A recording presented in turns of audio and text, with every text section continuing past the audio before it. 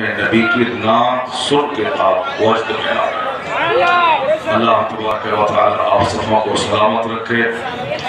अलबत्ता इतना ज़रूर इस बात का ख्याल रखना है कि ये एक इल्मी महफिल, जन्नती महफिल, रूहानी महफिल, पाकीज़ा महफिल है। इसकी पाकीज़गी कभी दागदार न होने पाए, इसकी रूहानियत कभी मजरूह नहीं होने पाए। जो हमने बुजुर्गों से जो मीरास में इश्क और अकीदत की दौलत हमने पाई है, वह दौलत हमसे लूटने नहीं पाई। यहाँ हम खेल तमाशे के लिए नहीं आए, यहाँ हम दीन सीखने आए। अपने दीनी रहनुमाओं का चेहरा देखकर अपने मुर्दा दिल की जिंदगी का सामान करने आए। जो नौजवान अगर वो मुसलमान है, उनके सीने में इश्क रसूल है, मैं उनको उनके इश्क रसूल की दुहाई देता हूँ कि जिस जज्बे के साथ तुमने नात सुनी है, उसी जज्बे के साथ खिताब भी सुनो। एक नौजवान भी अगर यहाँ से नहीं गया और सबों ने गुफ्तगू समाअत की, तब तो मैं कहूँगा कि वह जोश में होश सलामत था।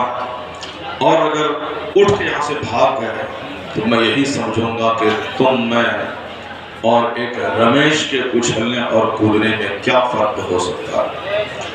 रमेश भी गाना सुनता है, उनकी नाचने वाली गायिका सामने आती है, वो भी पैसों को उछाल के फेंकता है, वो भी खड़ा हो जाता है।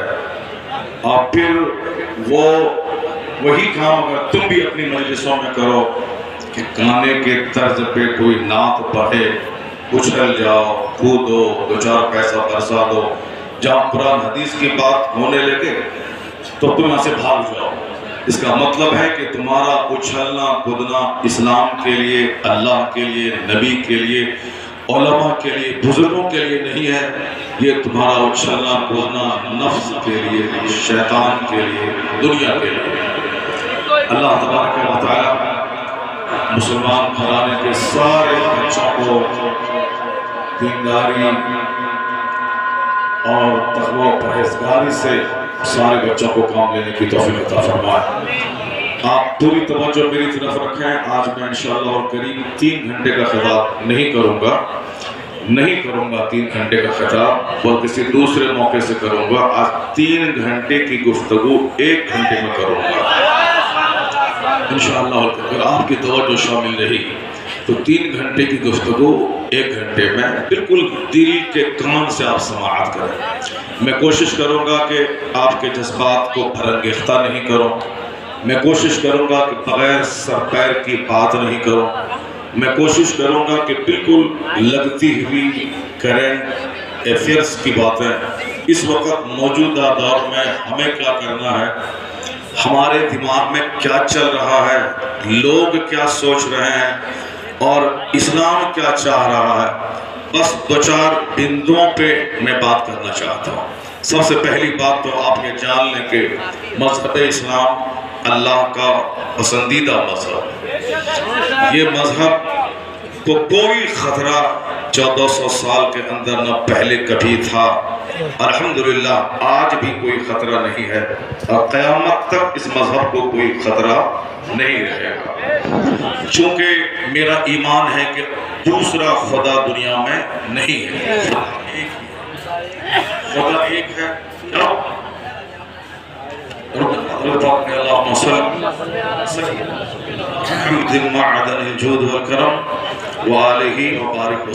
छोड़ दो, आवाज़ ठीक हो गई है। अब हाथ हटा लो वहाँ से, आवाज़ साफ साफ पहुँच रही है। अब इको मत दो और आवाज़ कम भी मत करो। पूरी तवज्जो आपकी मेरी तरफ है कि आप कोई यहाँ से उठ के जाएंगे नहीं। ये जन्नती महफिल, जन्नत से उठ के शैतान जाता है।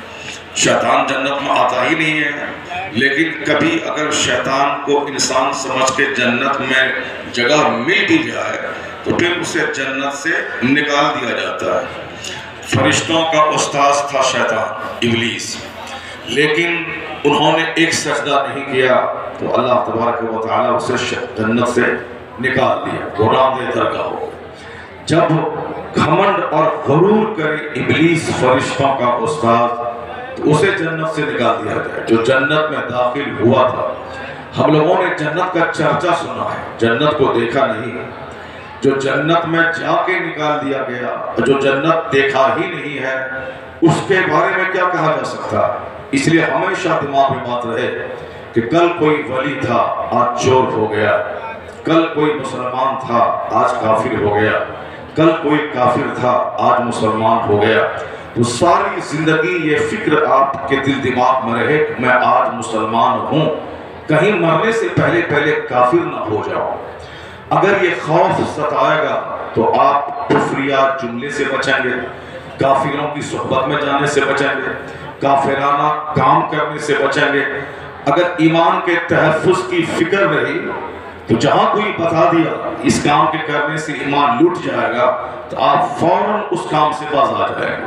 जहां कोई बताए कि वहां जाने से ईमान सेफ हो जाएगा, आप जरूर वहां जाएंगे। अगर ईमान प्यारा है, इतना जान लें कि ये जन्नत की क्यारी है, यहाँ से भागने के लिए शैतान ही उभारता है। और यहाँ जब तक आप बैठे रहेंगे, सीधा कनेक्शन आपका बगदाद, मदीना, बरेली और जन्नत से जुड़ जाएगा। यहाँ चारों तरफ से फैजान की बारिश हो रही है, जन्नत की खुशबू भी आ रही है, मदीने पाक के फैजान की खैरात भी मिल रही है, बगदाद मुअल्ला से गौसे आजम की खुसूसी निगाह की बारिश हो रही है, और बरेली शरीफ से सीधा कनेक्शन आला हजरत का सरकार मुहिब्बा की कब्र अनवर से हो गया है। चूंकि हम कहते हैं कि पूरे बिहार में इक्का दुक्का जो आला हजरत का खलीफा, उनका चाहने वाला, जिसने मसलक आला हजरत की जोरदार वकालत की और जोरदार खिदमत की, बिहार क्या पूरे हिंदुस्तान में 10 बड़े खुलफाए आला हजरत ने जो अपने अपने इलाके में मसलक हक व सदाकत की धूम मचाई, उन 10 बड़े लोगों में एक नाम हुजूर सरकार मुहिब्बा का आता है। आज इस गए गुजरे नारे तकबीर, नारे रिसाला, नारे रिसाला, फैज़ान सरकार मुहिब्बा। आला हजरत रसूल पाक की आता बनकर बरेली में तशरीफ लाए। अब उन्होंने सारी जिंदगी सरकार के इश्क का जाम पिलाया। उन्होंने बाप की जमीन में एक कट्ठे का इजाफा नहीं किया। जो बाप की जमीन थी, उस जमीन की आमदनी से अपना ज्यादा ना खाकर मसलक का, मजहब का, मशरब का काम किया। जमीन की आमदनी से मस्जिद का क़याम किया, मदरसा मंजर इस्लाम को कायम किया, और गरीबों, मिस्किनों, बेवाओं, माजूरों, मदीने पाक के मोहताज दोस्तों की अपनी आमदनी से उनकी खिदमत की। किताबों को छपवा के, रसायल आम करके, उलमा की तनख्वाह दे के, यानी पूरी जिंदगी, पूरी एनर्जी मसलक की खिदमत में निचोड़ के रख दी। जिन्होंने अपने दीन हक की खिदमत में सारी पूंजी निचोड़ दी, अल्लाह ने उस आला हजरत को बरेली से उठाकर उस शोहरत के आसमान पे पहुंचा दिया कि आज 100 साल से जायद का अरसा गुजर गया उनके गए हुए। सारी दुनिया में, मदरसों में, मस्जिदों में, कॉलेजेस में, यूनिवर्सिटीज में, असेंबली हाउस में, पार्लियामेंट हाउस में, व्हाइट हाउस में, हर जगहों पे जो रजा का चर्चा आम हुआ है, उसको देखकर ये कहा जा सकता है कि यह दौर इमाम अहमद रजा का है, वादी रजा की कोहे हिमालय रजा का है, जिस समत देखिए वो इलाका रजा का है। तो आला हजरत अकेले सारा काम नहीं किया, उन्होंने किताब लिख दी। उनकी किताब का कोई प्रचारक होना चाहिए, उनकी किताब का कोई पब्लिशर होना चाहिए, उनकी किताब को लेकर मैदान दूर दराज में फैलने वाला कोई खादिम और काई होना चाहिए। वो बहुत कम उन्होंने सफर किया है। उन्होंने एक आइडियोलॉजी दे दी कि इश्क रसूल ही ईमान है, अगर वह लूट गया तो आदमी मोमिन नहीं रहेगा। जिन्होंने उस पर हमला किया, उनका पीछा आला हजरत ने किया, उनके ताबूत में आखिरी कील ठोक दी। ये रजा के नेज़े की मार है कि अदू के सीने में खार है, किसे चारा जोई का वार है कि ये वार वार से पार है। आज 100 साल से नजदीक तलमला रही है, आज 100 साल से वहाबियत सिसक रही है। जिसको 1 लाख आलिम मिलकर जिस शैतान की कमर नहीं तोड़ सकते थे, उसे तन्हा इमाम अहमद रजा ने तोड़ के रख दिया। अब आला हजरत सारी जिंदगी अपने आप को घर में कैद करके रखा, 1000 से ज्यादा किताबें लिखी। अब उनकी फिक्र धीरे धीरे मोहल्ला सौदागरान से बाहर गई, उत्तर प्रदेश से बाहर गई, हिंदुस्तान से बाहर गई, और आज की तारीख में 200 से ज्यादा ममालिक में आला हजरत की फिक्र पहुंच गई। और इस फिक्र को पहुंचाने वाले कौन लोग हैं? ना कोई इंजीनियर है, ना कोई डॉक्टर है, ना कोई प्रोफेसर है, ना कोई वैज्ञानिक है, ना कोई साइंटिस्ट है, तन्हा जात उलमाए कराम की है, जिन्होंने आला हजरत की फिक्र को बरेली से लेकर पूरी दुनिया में आम किया है। डॉक्टरों को इलाज कराने से फुर्सत नहीं, वो क्या लोगों तक किताब छपवा के तकसीम करेगा। इंजीनियर को पैसा कमाने से फुर्सत नहीं, वो क्या जलसा करवा के पब्लिक को जमा करके मसले के हक की बात करवाएगा। उसे इंजीनियरिंग से फुर्सत नहीं, डॉक्टरों को इलाज करके पैसा कमाने से फुर्सत नहीं, नेताओं को झूठ बोलकर इलेक्शन जीतकर पैसा कमाने से फुर्सत नहीं, जमींदारों को जमीन जोतने, जमीन खरीदने, फिर नई फसल पैदा करने, उसकी आमदनी से ऐश करने से फुर्सत नहीं। वह कौन है जो मस्जिद के मेंबर से कहता है मसलक के हक को सदाकत यह है? वह कौन है जो सीरत के जलसों में आके पब्लिक को दावत देकर बुला के कहता है कि तुम बदअकीदगी से बचो, मसलक के हक पर चलो, जहन्नम के काम से बचो, जन्नत जाने का सामान करो। मेरा रिश्तेदार मुझसे चिढ़ता है कि मैं जल्द तबाह हो जाऊं, मेरे अहबाब रिश्तेदार मुझसे हसद करते हैं ताकि मेरी सेहत खतरे में पड़ जाए। जब मैं खतरे में पड़ता हूं वो तालियां बजाता है, जब मेरे घर में कोई मुसीबत के दिन आते हैं वो मुस्कुराता है, जब मेरे बेटे को नौकरी मिलती है तब मेरा पड़ोसी का चेहरा लाल पीला हो जाता है। यानी मुझसे मेरा पड़ोसी चिढ़ता है, मेरे रिश्तेदार चिढ़ते हैं। मैं जब तक उन्हें देता हूं तो वाह वाह, और जब नहीं दूं तो वो मेरी तबाही का इंतजार करता है। इस दुनिया में किसको अपना रफीक कहेंगे आप? कौन है आपका दोस्त? कौन है आपका मोनिस? कौन है आपका शुभ चिंतक? कौन है वेल विशर कि आप गाली भी दो तो वो आपको दुआएं दे, आप तमाचा भी दिखलाओ तो वो आपको जन्नत की दुआ दे, जन्नत का रास्ता दिखलाए। इस भरी दुनिया में न दामाद है, न ससुर, न रिश्तेदार है, न समधी, न कोई पड़ोसी।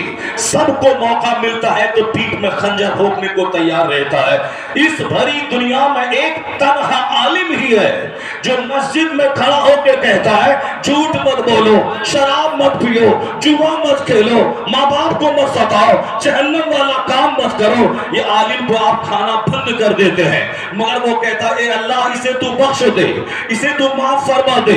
आलिम का चंदा बंद कर देते हैं, मगर ये कहता है अल्लाहुम्मा ग़फ़िरली वाले वालिदैया वाले जमील मुस्लिमीन। यानी आपका सबसे बड़ा शुभ चिंतक कि आप गाली भी दें ये जन्नत का रास्ता दिखलाता है, आप इन्हें तमाचा भी मारे ये अल्लाह रसूल की मार्फत का नूर ही खैरात करता है। तो इस दुनिया में सबसे बड़ा शुभ चिंतक आपका वो आलिम है कि आप उन्हें सताते भी हैं फिर भी वो आपके लिए बख्शिश की दुआ करता है।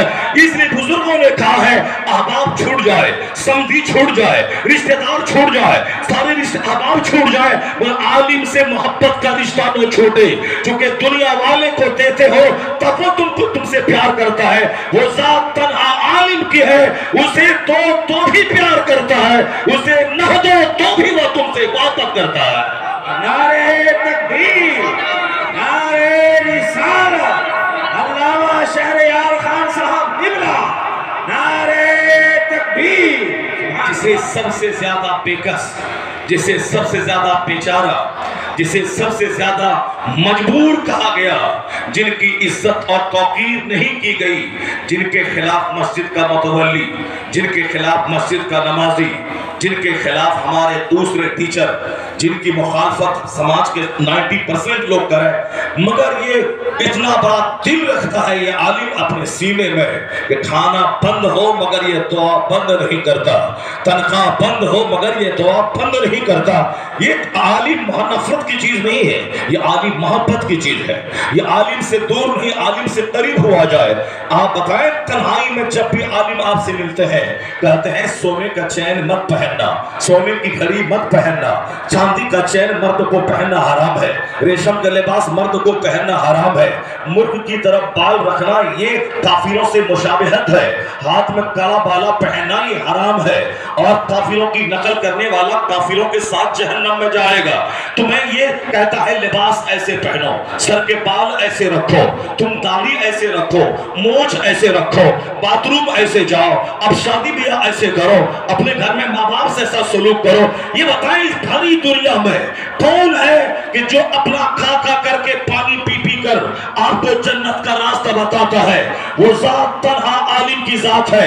इसलिए बंबई का अरबपति एक आलिम का सूटकेस पकड़कर अरब के अपने 50 करोड़ के घर में उसको बिठाता है, उनकी पेशानी को चूमता है, उनके पांव को बोसा देता है और कहता है मौलाना नर्वस मत होना, तुम्हारा बाप गरीब है, तुम्हारा बाप दूसरों के खेत में मजदूरी करता है, तुम्हारे घर में छप्पर पे घास नहीं है, तुम उससे नर्वस मत होना, तुम ये मत समझना कि मेरे नजदीक तुम्हारी इज्जत कोई कम है कि तुम्हारा बाप मजदूरी करता है। मैंने तुम्हारा सूटकेस थाम कर एयरपोर्ट से यहां तक लाया, मैंने तेरी पेशानी को बोसा दिया, मैंने तेरे हाथ को चूमा है, मेरे पास करोड़ों का घर है, मेरे पास अरबों की फैक्ट्री है, मेरे पास खरबों का मार्केटिंग कॉम्प्लेक्स है।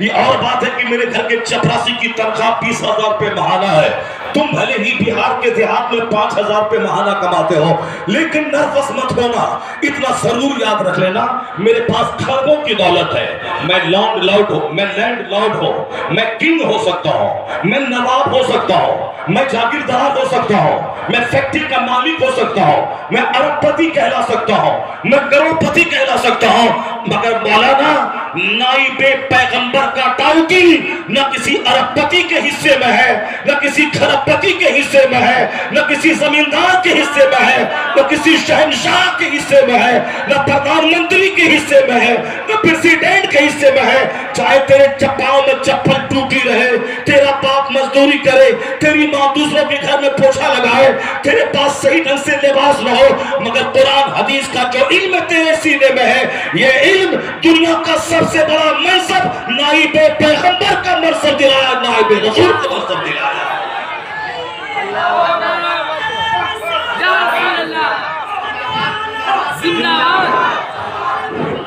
नाइबे रसूल वो होता है जो रसूल पाक के अखलाक की झलक जिसमें होती है। पैगंबर आजम के गले में लोगों ने चादर डाल के खींचा, पैगंबर आजम की राहों में लोगों ने कांटे चुन चुन के बिछाया, पैगंबर आजम की पुश्त अक़दस पर ऊंट की ओझड़ी डालकर सजदे से मुस्तफा सर नहीं उठा पा रहे थे तो काफिर तालियां बजा बजा कर हंस हंस के एक दूसरे पर गिर रहे थे। हुजूर की हालत देखकर कौन जो कौनैन के मालिक व मुख्तार है, जो अरब व अज़म के ताजदार है, एक इशारे पे